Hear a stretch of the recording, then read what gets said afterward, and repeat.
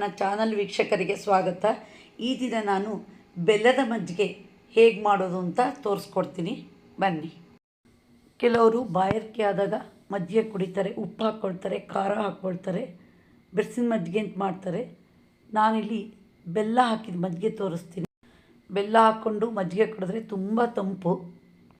ರಾತ್ರಿ ಏನಾದರೂ ಊಟ ಮಾಡದೆ ತಿಂಡಿ ಬರೀ ತಿಂದರೆ ಆವಾಗ ಮಜ್ಜಿಗೆಗೆ ಬೆಲ್ಲ ಹಾಕ್ಕೊಂಡು ಕುಡೀರಿ. ತಂಪಾಗುತ್ತೆ ಮತ್ತು ಚೆನ್ನಾಗಿ ನಿದ್ರೆ ಬರುತ್ತೆ. ಹೊಟ್ಟೆ ಒಳಗೆ ಸಂಕಟ ಆಗಲ್ಲ, ಅಸಿಡಿಟಿ ಹೋಗುತ್ತೆ ಬೆಲ್ಲ ಹಾಕ್ಕೊಂಡು ಮಜ್ಜಿಗೆ ಕುಡಿಯೋದ್ರಿಂದ. 2 ಚಮಚ ಬೆಲ್ಲ ಹಾಕಿಟ್ಕೊಂಡಿದ್ದೀನಿ ಒಂದು ಬಟ್ಲಿಗೆ. ಅದಕ್ಕೆ ಕಡದ ಮಜ್ಜಿಗೆ ದಪ್ಪ 1 ಲೋಟ ಹಾಕ್ತೀನಿ. ಈಗ ಚಿಟಿಗೆ ಉಪ್ಪು ಹಾಕ್ತೀನಿ. ಬೆಲ್ಲ ಮಜ್ಜಿಗೆ ಒಳಗೆ ಚೆನ್ನಾಗಿ ಕರಗಬೇಕು, ಆವಾಗ ತುಂಬ ರುಚಿ ಇರುತ್ತೆ.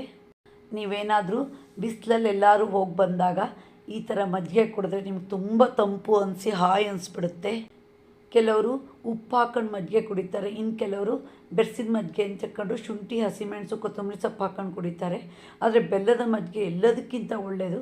ರಾತ್ರಿ ನಿದ್ರೆ ಬರದೇ ಇದ್ದಾಗ ಈ ಥರ ದಪ್ಪ ಮಜ್ಜಿಗೆಗೆ ಬೆಲ್ಲ ಹಾಕ್ಕೊಂಡು ಕುಡೀರಿ, ಒಳ್ಳೆ ಸೊಂಪಾಗಿ ನಿದ್ರೆ ಬರುತ್ತೆ. ಯಾವ ಮಕ್ಕಳು ಹಾಲು ಕುಡಿಯೋಕ್ಕೆ ಇಷ್ಟಪಡಲ್ವೋ ಆ ಮಕ್ಕಳಿಗೆ ನೀವು ಬೆಲ್ಲ ಹಾಕಿ ಮಜ್ಜಿಗೆ ಕುಡಿಯೋ ಅಭ್ಯಾಸ ಮಾಡಿಸಿ. ಈಗ ನೋಡಿ, ಮಜ್ಜಿಗೆ ಬೆಲ್ಲದಲ್ಲಿ ಮಿಕ್ಸ್ ಆಗಿದೆ, ಬೆಲ್ಲದ ಕಲರೇ ಬರುತ್ತೆ.